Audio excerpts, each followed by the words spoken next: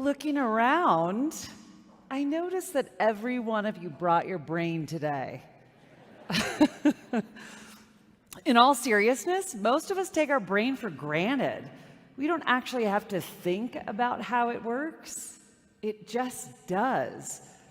But that's a luxury that people with a traumatic brain injury often don't have. A traumatic brain injury, or TBI, is a disruption in brain function caused by an external blow to the head. And when you hear that definition, you might think about sports and professional athletes, since it's the kind of injury we're used to seeing on the playing field. And this imagery has really come to define TBI in the public consciousness. I myself do research on TBI and retired and college athletes. I stood on a TED stage in 2010 talking about concussions in kid sports. So I have to say, as someone who researches and treats these injuries, that I've been really gratified to see the growing awareness of TBI and specifically the short and long-term risks to athletes. Today, though, I want to introduce you to a larger but no less controversial group of people impacted by traumatic brain injury who don't often show up in the headlines. I've come to recognize these inmates and probationers as surprisingly among the most vulnerable members of society. For the last 6 years, my colleagues and I have been doing research that has completely changed the way we think about the criminal justice system and the people in it. And it may change the way you think about those things too. So I'll start with a shocking statistic. 50 to 80% of people in criminal justice have a traumatic brain injury. Up to 80%.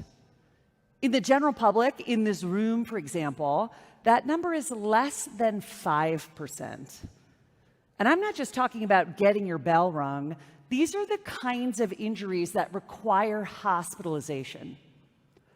Most of them are the product of a physical assault, and some of them are actually sustained in jail. A study just last year found that the rate of traumatic brain injuries is 50 times higher in jails than on city streets. And as shocking as those numbers are, all of these numbers are even higher among the women in criminal justice. Almost every single woman in the criminal justice system has been exposed to interpersonal violence and abuse. More than half of these women have been exposed to repeated brain injuries. In this way, these women's brains look like the brains of retired NFL players, and they'll likely face the same risks for dementing diseases as they age. The same risks. TBI, together with mental illness and substance abuse and trauma, makes it hard for people to think.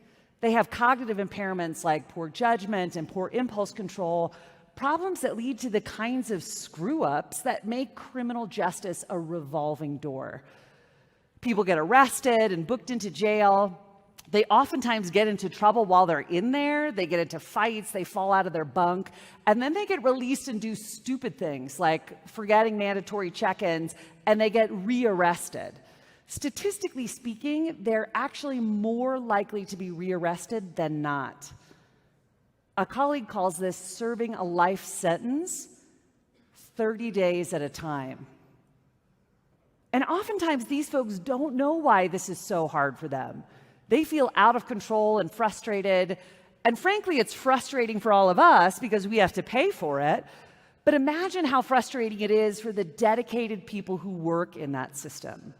The attorneys and judges, law enforcement, probation, correctional officers, social workers, not to mention the people who love these inmates, their family members and friends. So, knowing that TBI is at the root of so many of these challenges, the mission for a group of us in Colorado has been to disrupt that cycle, to jam the revolving door. So, working together with my state and local partners, we crafted a plan to meet everyone's needs. The system, the inmates and probationers, my graduate students. In this program, we assess how each person's brain works so that we can recommend basic modifications to make this system more effective and safer. And here when I say safer, I mean safer not only for the inmates, thank you, but safer also for correctional staff. In some ways, this is such a simple approach. We're not treating the brain injury. We're treating the underlying problem that gets people into all of this trouble in the first place. And by that, I don't mean we're dragging therapy couches around county jails. We do quick neuropsychological screening tests to identify strengths and weaknesses in the way an inmate thinks. Using that information, we write 2 reports. One, a report for the system with specific recommendations on how to manage that inmate.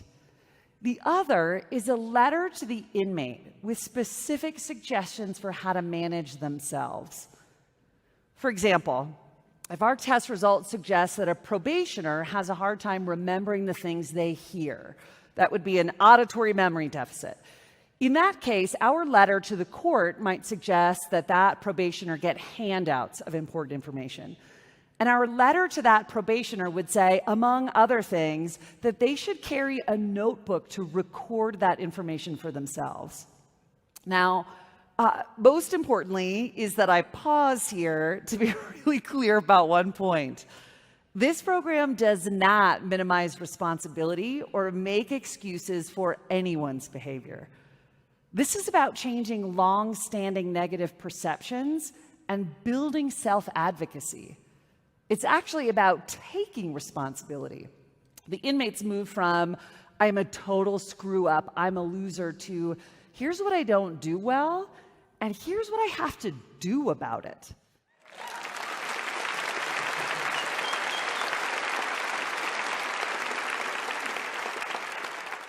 And the system comes to see an inmate's problematic behavior as the things they can't do versus the things they won't do. And that change, seeing behavior as a deficit rather than outright defiance, is everything in these settings.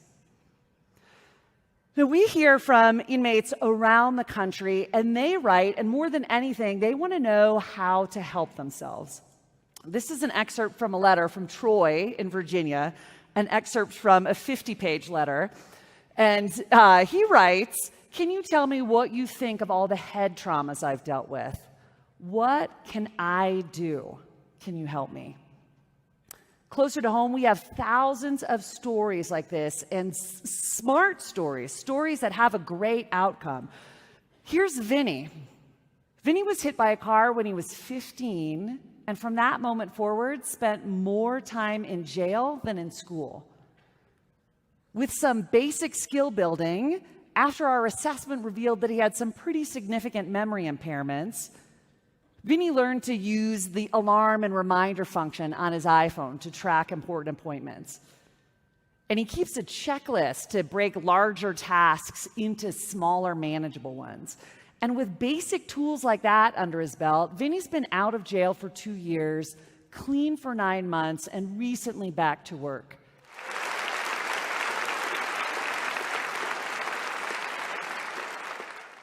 What's so striking for Vinny is that this is his first time off of court supervision since his injury more than 15 years ago. He made it out of the revolving door.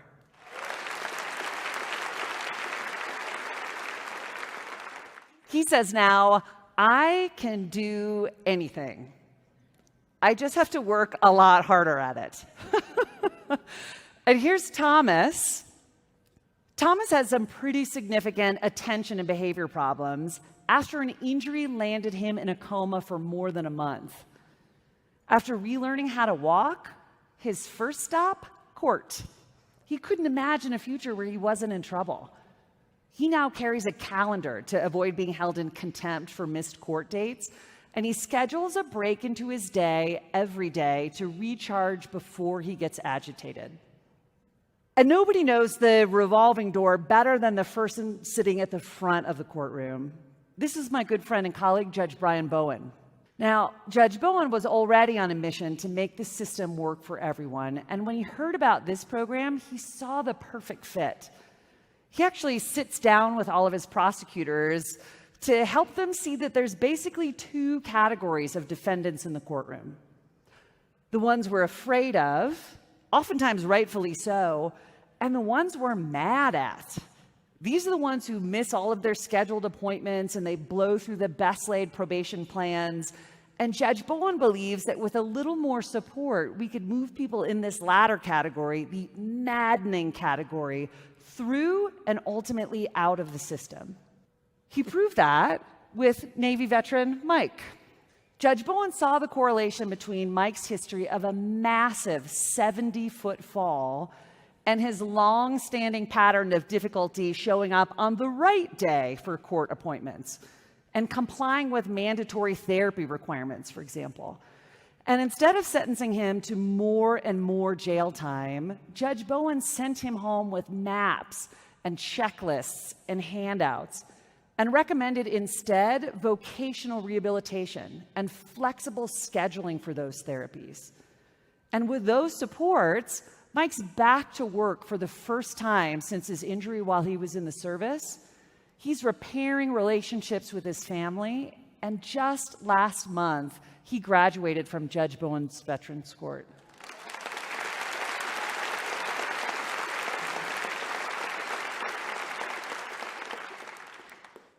This program shows us the overwhelming prevalence of traumatic brain injuries and cognitive deficits and the accumulation of brokenness in the criminal justice system. And it highlights the extraordinary power of resilience and responsibility. In Mike and Thomas and Vinny, even Judge Bowen's story, you saw the transformation made possible by a change in perception and some simple accommodations. All told, in this program, these inmates and probationers come to see themselves differently. The system sees them differently, and when you meet them in the community, I hope you see them differently too. Thanks, guys.